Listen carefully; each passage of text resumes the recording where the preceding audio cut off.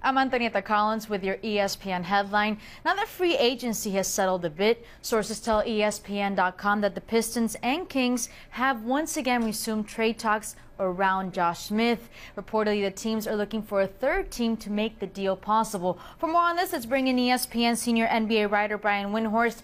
Brian, initially, the trade talks broke down earlier, so why now, and why would it make sense to look for a third team?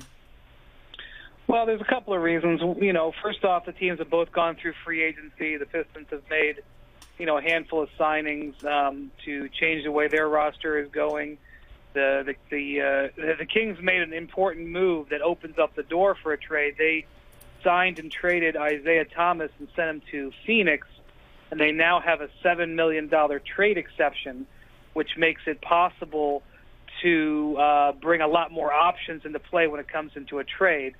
And that's one of the things that would get a third team interested here, because you can use that trade exception to absorb a player, which a lot of teams are interested in doing this time of year. Those weren't options before free agency started. I still think this is going to be complex, but there's more things in play now than they could have talked about a few weeks ago. Now, Brian, Josh Smith holds value to Detroit. What would it take for the Pistons to jump ship on Smith? Well, remember, there's been a complete change in Detroit since Josh Smith signed that big contract a year ago. They've changed general managers. They've changed coaches. Stan Van Gundy is now fully in control. And I don't think he likes the way the roster is put together right now. And so I think they're just looking to get out from underneath that contract to get him flexibility. The issue here is that what Sacramento has to trade, and they're looking at Jason Thompson and Derek Williams.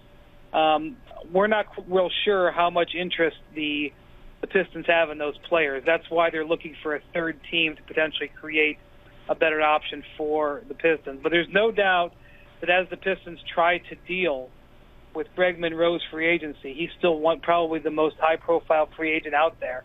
They want to have cost certainty into the future.